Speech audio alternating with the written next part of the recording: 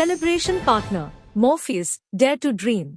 Morpheus, the Greek god of dreams, favors the ones who dare to dream.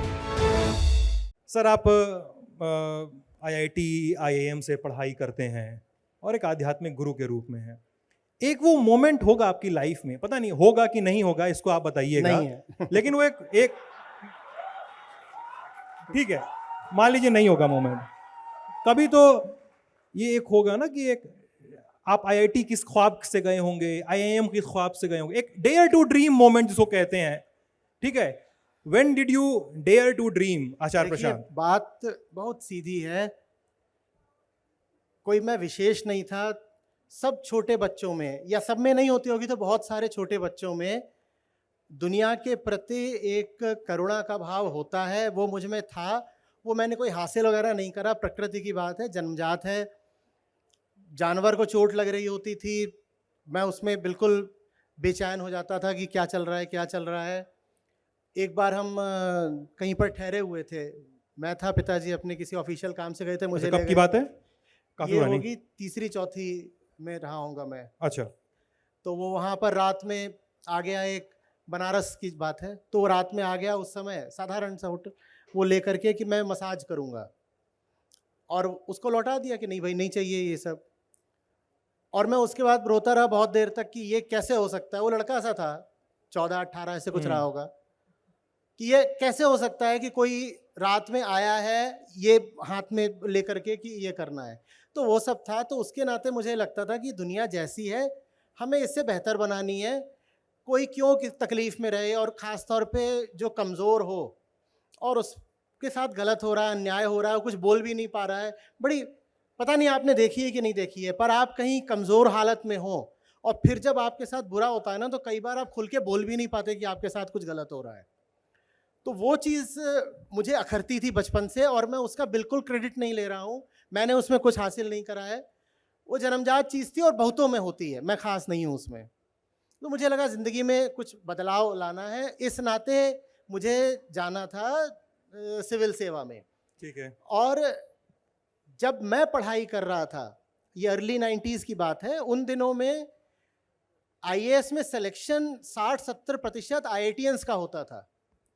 तो 10वीं के बाद, 10वीं में मेरे नंबर अच्छे आ गए थे, और जितने मेरे मैथ साइंस में अच्छे आ गए थे उतने ही हिस्ट्री, ज्योग्राफी और लैंग्वेजेस में भी थे, और बायोलॉजी में भी थे जितने PCM में थे। तो मेरे लिए ज़्यादा आकर्षक ये था कि मैं बायो ले लूँ या हिस्ट्री, ज्योग्राफी या लैंग्वेजेस में पढ़ाई कर लूँ।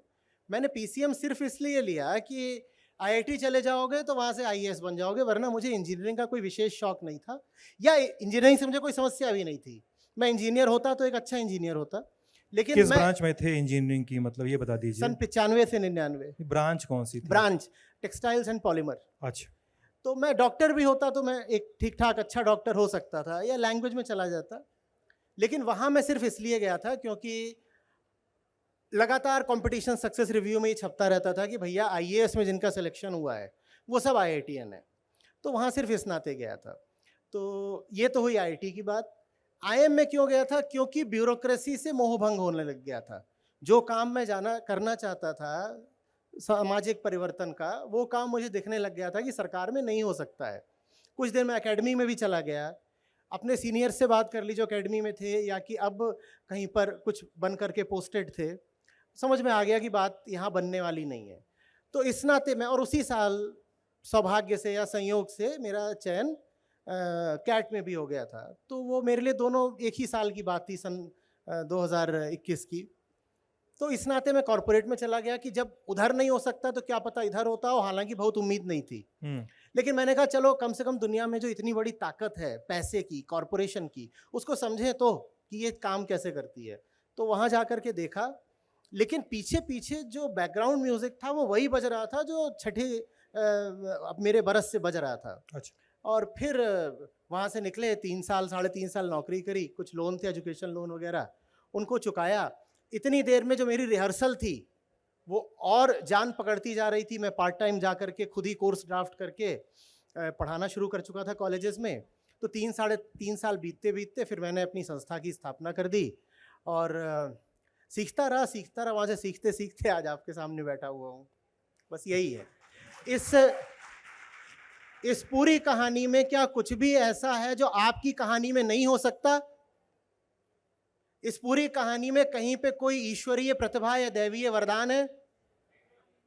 तो जो मेरी कहानी है वो आपकी भी हो सकती है। मैं मंच पर बैठा हुआ हूं इसलिए नहीं कि मैं विशेष हूं, मैं मंच पर बैठा हूं ये दिखाने के लिए कि बिल्कुल आपके ही जैसा हूं, और आप में से हर एक का अधिकार ही नहीं, फर्ज है कि एक दिन आप भी मंच पर हो ऐसे किसी।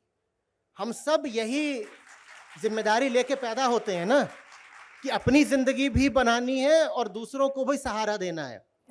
तो मेरी जिंदगी में कुछ भी खास नहीं रहा है, एक फ्लो रहा है, और जो बात मुझे ठीक लगती गई मैं उसके साथ इंसाफ करता गया। जो मैं कर रहा हूं वो आप भी कर रहे हो, शायद नहीं कर रहे हो तो कर सकते हैं। अगर मेरी इस कहानी में आपको कुछ प्रेरणा दिखती है, और नहीं दिखती तो फिर तो कोई बात ही नहीं। ठीक है।